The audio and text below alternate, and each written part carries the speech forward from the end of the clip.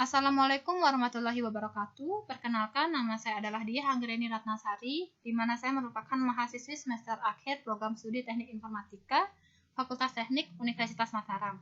Di sini saya akan mempresentasikan usulan tugas akhir saya yang berjudul Perbaikan Ejaan Kata dalam Bahasa Indonesia menggunakan algoritma Damiro-Levenstein-Distance dan N-gram. Adapun pembahasan yang akan saya bahas di sini ada 3, yang pertama pendahuluan, tinjauan pustaka dan dasar teori, dan yang terakhir adalah metodologi penelitian. Yang pertama adalah tentang pendahuluan. Pada pendahuluan yang pertama yang akan saya bahas adalah tentang latar belakang. Kesalahan penulisan atau ejaan pada editor teks merupakan kesalahan yang sering terjadi, khususnya pada Word editor. Kesalahan penulisan ejaan disebabkan oleh 2 hal, yaitu kelalaian pengguna dan kesalahan perbaikan ejaan otomatis dan kata tersebut tidak ada di dalam kamus. Pemeriksaan ejaan dibagi menjadi 2 jenis, yaitu pemeriksaan kesalahan yang bukan kata dan pemeriksaan kesalahan yang sebenarnya. Dalam pengoreksian ejaan, jika ditemukan kata yang salah, maka harus dilakukan pencarian kemungkinan kata yang sesuai. Dalam proses pencarian kemungkinan kata tersebut diperlukan suatu pendekatan pencarian string khusus, yaitu dengan pencarian jarak terkecil atau approximate string matching. Approximate string matching merupakan salah satu pendekatan in-exact string matching yang digunakan untuk mengidentifikasi string yang sama dan kemiripan penulis. Metode yang saya gunakan di sini yang pertama adalah Damiro-Levenstein-Distance, di mana Damiro sendiri merupakan salah satu algoritma yang ada pada metode approximate string matching. Damiro sendiri merupakan pengembangan dari Levenstein-Distance yang memiliki operasi insertion, deletion, substitution, dan transposition sebagai operasi tambahan. Transposition dikatakan sebagai operasi tambahan dikarenakan pada metode sebelumnya, yaitu Levenstein-Distance, tidak memiliki operasi tersebut dan baru diterapkan pada algoritma Damiro. Selanjutnya adalah N-gram, di mana N-gram melakukan prediksi kata menggunakan metode probabilitas untuk memprediksi kata berikutnya setelah mengamati kata-kata sebelumnya. Selanjutnya yang saya bahas adalah tinjauan pustaka dan dasar teori. Untuk tinjauan pustakanya di sini saya mengambil 2 buah artikel yang memiliki persentase terbesar di antara artikel-artikel yang telah saya telusuri sebelumnya, di mana pada artikel pertama yaitu tentang Damiro-Levenstein-Distance yang dilakukan oleh Ahmad Fahdi pada 2016, memiliki judul Koreksi Ejaan Istilah Komputer Berbasis Kombinasi Algoritma Damiro-Levenstein-Distance dan Algoritma Sondex, memiliki tingkat persentase sebesar 92%. Kemudian untuk metode N-gram di sini yang dilakukan oleh Jui Fengye, Li Tingchang, Chan Yiliu, Sung Wesu pada 2017 dengan judul China Spelling Check Based on N-gram and String Matching Algorithm dengan tingkat persentase keberhasilan 95%. Selanjutnya yang saya akan bahas di sini adalah dasar teori atau lebih tepatnya algoritma dari Damiro-Levenstein-Distance.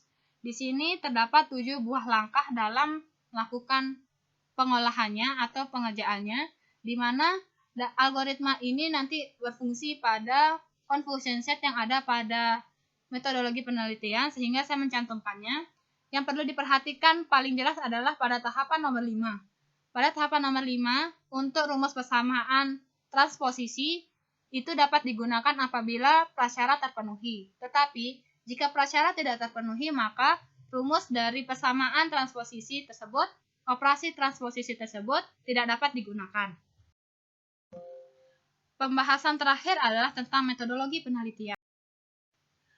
Metodologi penelitian yang pertama kali yang akan saya tampilkan adalah gambaran umum sistem yang akan saya bangun, di mana di sini dapat dilihat ada 2 buah kotak yang berisi tentang preprocessing korpus N-gram untuk kotak pertama.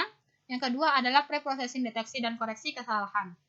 Yang kita akan bahas pertama kali adalah tentang preprocessing korpus N-gram. Preprocessing pembuatan korpus N-gram, di mana korpus N-gram digunakan untuk menghitung nilai probabilitas suatu kata yang berisi daftar N-gram beserta jumlah kemunculan N-gram tersebut dalam semua dokumen sumber. Untuk contoh potongan teks yang saya gunakan adalah sebagai berikut.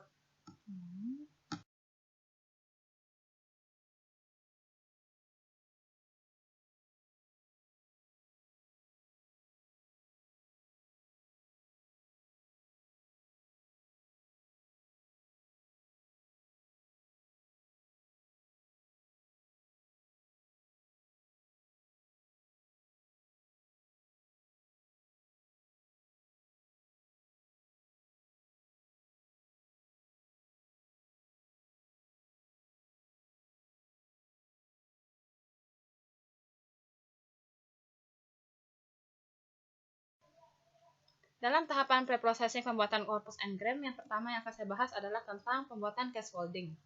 Cascoding adalah mengubah semua huruf besar menjadi huruf kecil. Seperti yang terlihat pada slide, ada sebuah teks, contoh teks potongan yang sebelumnya, di mana contoh teks tersebut memiliki huruf besar pada awal kalimat. Kemudian setelah dilakukan cascoding, maka huruf-huruf tersebut berubah menjadi huruf kecil. Di sini saya tandai dengan menebalkan kata tersebut, menebalkan huruf tersebut, kemudian saya menggaris bawahinya agar terlihat lebih jelas perbedaannya. Setelah melakukan cascoding, selanjutnya kita akan melakukan tokenisasi kalimat dengan memisahkan tiap-tiap kalimat pada suatu paragraf. Seperti yang dilihat, contoh teks yang sudah di cascoding, di mana awal kalimat itu berupa huruf kecil, itu kemudian akan kita pecah menjadi beberapa kalimat. Dalam contoh potongan teks tersebut, terdapat 3 kalimat. Kemudian, dalam melakukan filtering tanda baca, yang artinya penghapusan tanda baca, jadi karakter selain huruf dan angka dan spasi, maka karakter tersebut dihilangkan. Di sini dapat dilihat pada sebelah kiri saya berisi tentang hasil dari tokenisasi kalimat yang telah dilakukan, kemudian dilakukan filtering tanda baca yang ada pada di sebelah kanan saya. Di sini tanda strip itu tuh atau kata yang berulang. Ketika tanda tersebut dihapus, maka kata yang terbentuk menjadi satu buah kata, seperti kata kunang-kunang menjadi satu buah kata kunang-kunang tanpa tanda strip. Selanjutnya hal itu juga berlaku pada kalimat kedua dan juga kalimat ketiga. Selanjutnya yang dilakukan adalah tokenisasi kata. Tokenisasi kata yang artinya memecahkan tiap-tiap kata pada suatu kalimat. Di sini dapat dilihat karena kita memiliki 3 buah kalimat, dijadikan ada 3 buah token kata. Langkah selanjutnya yang dilakukan adalah pembuatan korpus n-gram, di mana korpus n-gram yang digunakan adalah korpus bigram dan trigram yang dibuat secara terpisah. Untuk kasus korpus bigram dibuat dengan menggabungkan token kata dengan token kata di depannya. Jika jumlah token dalam kalimat adalah n, maka jumlah bigram yang terbentuk adalah n-1. Di sini dapat dilihat pada tabel di sebelah kanan saya. Di sini ada tanda yang selingkari, di mana tanda garis bawah tersebut merepresentasikan blank, di mana penambahan blank pada awal dan akhir kata digunakan untuk membantu menentukan kondisi awal dan akhir kata. Dengan kata lain, saya dapat ambil contoh. Di sini, kata setelah dari blank adalah cahaya, sehingga ketika membentuk suatu bigram, bigram yang terbentuk adalah blank cahaya. Hal itu juga berlaku pada trigram, namun pada trigram, jika jumlah token dalam kalimat adalah n, maka jumlah trigram yang terbentuk adalah n-2. Di sini, trigram yang terbentuk dari kata blank adalah blank cahaya kunang-kunang. Langkah terakhir pada preprocessing pembuatan korpus n-gram adalah perhitungan korpus n-gram. Perhitungan korpus n-gram dilakukan untuk menghitung jumlah kemunculan masing-masing n-gram dalam teks. Di sini dapat kalian lihat pada potongan teks di bawah. Di sini dapat dijadikan sebagai bahan acuan untuk menghitung jumlah kemunculan bigram dan trigram. Dalam hal ini juga bisa dilakukan perhitungan dengan menghitung jumlah kemunculan pada bigram dan trigram yang dibuat pada pembuatan korpus n-gram. Berikut adalah hasil dari perhitungan korpus n-gram untuk bigram. Untuk bigram blank cahaya memiliki jumlah kemunculan tertinggi yaitu sebanyak 3 dan cahaya kunang-kunang sebanyak 2. Di sini yang saya tampilkan hanyalah pada kalimat pertama atau token 1. Untuk trigramnya di sini yang paling tinggi jumlah kemunculannya adalah blank cahaya kunang-kunang. Selanjutnya adalah preprocessing deteksi dan koreksi kesalahan. Preprocessing ini dilakukan untuk menyiapkan data uji agar dapat dilakukan proses deteksi dan koreksi kesalahan ejaan pada data uji tersebut. Di sini pengujian itu disimulasikan dengan menggunakan dokumen yang telah sengaja disalahkan untuk penulisannya karena belum ada korpus uji berbahasa Indonesia yang dapat digunakan untuk menguji metode deteksi dan koreksi. Untuk potongan teks berita sebelum menjadi dokumen uji dapat dilihat pada teks di sebelah kiri. Kemudian ketika potongan teks tersebut menjadi bahan uji dapat dilihat setelahnya. Di sini kata yang saya garis bawahi merupakan kata yang sengaja dibuat salah, di mana kata tandi yang seharusnya adalah kata tanda. Untuk tahapannya tidak berbeda jauh dengan preprocessing sebelumnya, di mana di situ terdapat 4 preprocessing atau 4 tahapan, yaitu scaffolding, tokenisasi kalimat, filtering tanda baca, dan tokenisasi kata, di mana potongan teks yang akan diuji atau yang akan diprocessing adalah cahaya kunang-kunang berperan sebagai tandi peringatan, di mana kata tandi merupakan kata yang sengaja disalahkan. Langkah pertama yang dilakukan dalam scaffolding adalah mengubah huruf besar menjadi huruf kecil. Dikarenakan hanya terdapat satu buah kalimat, sehingga hanya terdapat satu buah huruf besar yang diubah menjadi huruf kecil, yang saya telah tandai dengan menebalkan dan menggarisbawahinya. Sementara untuk tokenisasi kalimat dilakukan dengan cara yang sama dengan sebelumnya, karena hanya memiliki satu buah kalimat sehingga tidak terlihat perbedaan signifikan. Langkah selanjutnya adalah filtering tanda baca.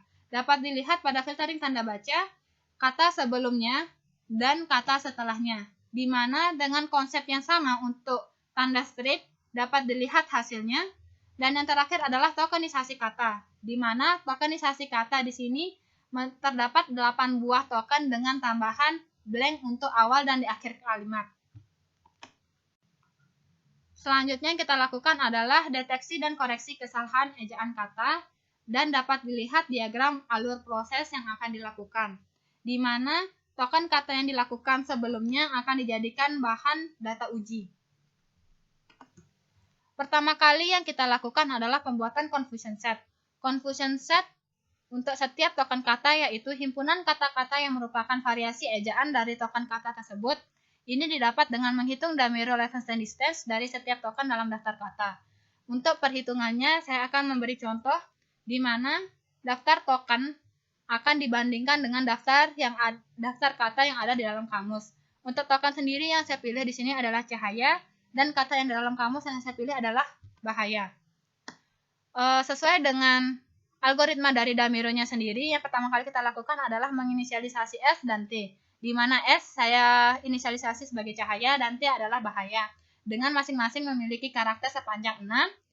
Langkah selanjutnya kita lakukan adalah membuat matriks D dengan baris dari 0 sampai 6 dan kolom dari 0 sampai 6 seperti pada tabel berikut. Selanjutnya, setelah kita membuat matriksnya, kita akan mengisi baris ke-0 dan kolom ke-0 dengan panjang 0 sampai 6. Hal itu ditunjukkan pada kotak berwarna coklat. Kemudian untuk kotak berwarna merah adalah kita akan mengisinya dengan menggunakan rumus pada Damiro Levenstein distance.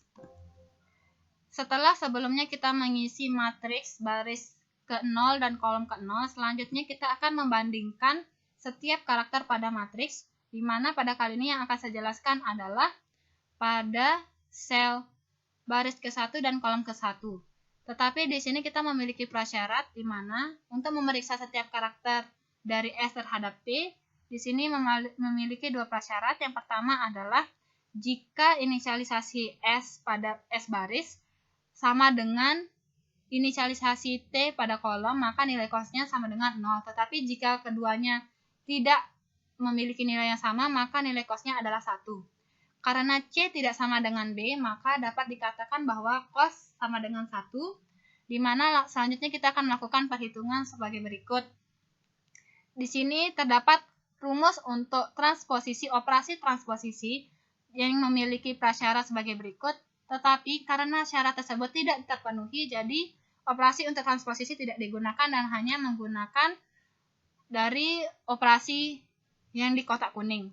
Di sini kita sudah mengetahui bahwa baris pertama dan kolom pertama, dan juga kita mengetahui nilai cosnya sama dengan 1, sehingga nilai-nilai tersebut kita masukkan ke dalam rumus yang hasilnya sebagai berikut, dan kita dapat melihat bahwa nilai minimumnya adalah 1 yang saya warnai dengan warna merah, di mana nilai 1 tersebut kemudian kita masukkan ke dalam matriks dengan sel baris ke-1 kolom ke-1. Dengan cara yang sama kita melakukan perhitungan yang sama, maka hasil yang diperoleh adalah sebagai berikut, di mana jika kalian perhatikan untuk baris terakhir dan kolom terakhir yang bernilai 1 itu merupakan hasil dari perhitungan Damiro Levenstein distance untuk perbandingan antara bahaya dan cahaya. Dengan cara membandingkan token dengan daftar kata kamus, maka diperoleh hasil yang ada pada tabel di sebelah kiri, di mana dapat diperhatikan bahwa perbandingan antara token cahaya dan kata bahaya dapat bernilai Damiro Levenstein Distance-nya bernilai 1, di mana di sini untuk membentuk confusion set nilai maksimalnya adalah 1, sehingga tabel di sebelah kanan dapat dilihat bahwa nilai Damironya hanya terdiri dari 1 dan 0. Selanjutnya yang kita lakukan adalah pembuatan model n-gram. Dalam pembuatan model n-gram dapat dilihat bagaimana di sini kita membentuk untuk bigram dan trigram, di mana hasil tersebut dapat dilihat pada tabel berikut. Untuk bigram kiri dihasilkan dengan melihat kata sebelum confusion set. Kemudian untuk bigram kanan terbentuk ketika kata setelah confusion set, sementara trigram adalah kata sebelum dan sesudah yang ada pada confusion set. Langkah selanjutnya yang kita lakukan dalam pembuatan model n-gram adalah melihat jumlah kemunculan bigram dan trigram.